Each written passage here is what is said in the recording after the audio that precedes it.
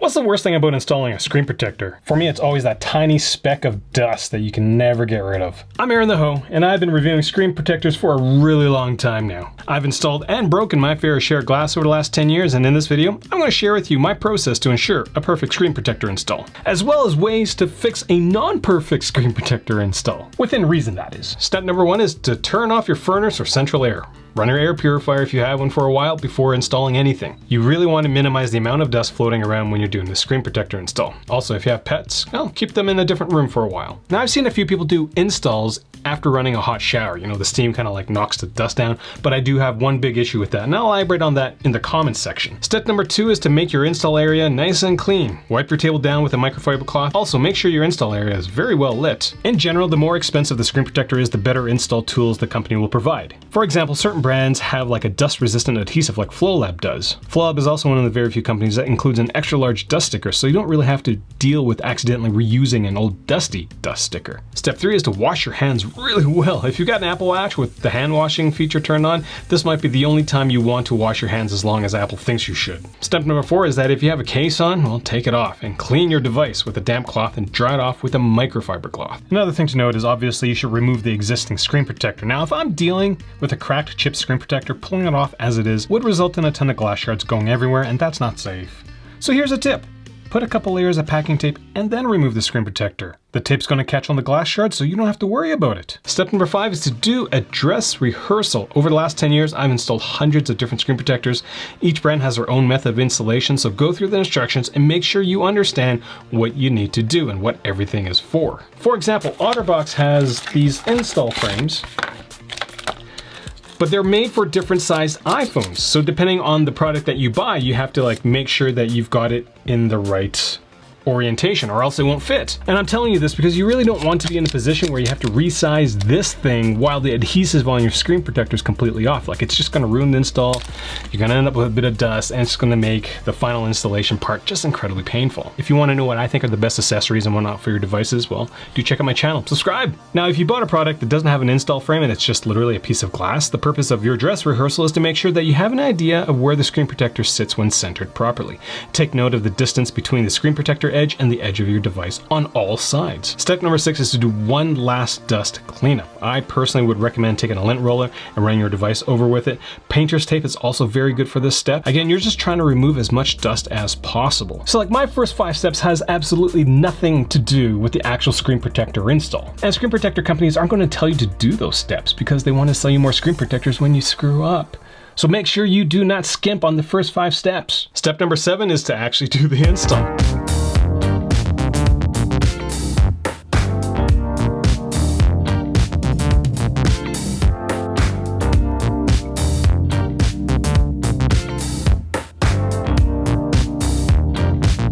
If you're very frugal and bought just literally the screen protector, my preferred method is to remove the adhesive backing, line the corners up based on the distance that you figured out from your dress rehearsal, and gently place one side of the screen down where you want it, and then lower the other side as slowly as possible, getting as close as you can to the device before letting it just fall. Once the screen protector is on your device, just run your finger through the middle lengthwise. So I know I have a tendency to talk really fast, so I'm going to try to do this narrating what I'm doing just to kind of slow it down. So right now, I'm basically going to hinge this down onto the screen of the iPhone. And what I'm trying to do is trying to make sure that I've got the distances across the top of the iPhone, close to what I saw when I was doing the dress rehearsal. So that's what I'm doing on this side. You'll notice with my other hand here that I'm pinching the side of the screen protector. I'm not touching any of the adhesives, I'm just pinching the side. And with a lot of screen protectors, what you'll find out is that the adhesive actually isn't like sticky to the touch. And so like, when you place it down on the iPhone, you could still maybe move it if you wanted to. But as you can see with this hand, I'm just slowly lowering it. Now it's on. And then just run your finger through the middle of it. And then you get a really nice screen protector install. Now, certain installs will result in bubbles. If they're along the edge, you could just easily rub them out. Step number 8 is to celebrate your screen protector install because there's no dust, right? But if there is dust, keep watching.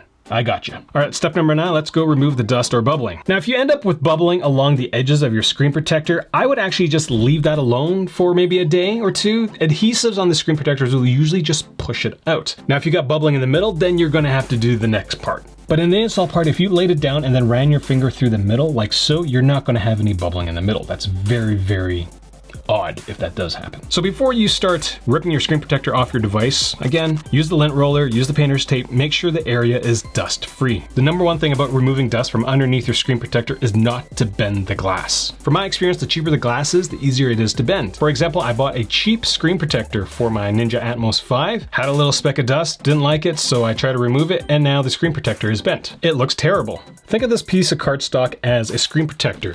If you lightly bend it like so, the shape of the cardstock isn't going to change. But if you crank on a corner like so, it's going to bend. Right? So you're not going to be able to lay that flat again. Like, it's going to be very, very difficult to. Same reasoning with the screen protectors. So here's what you need to do so that doesn't happen. Get a fingernail under the screen protector and lift it up slightly.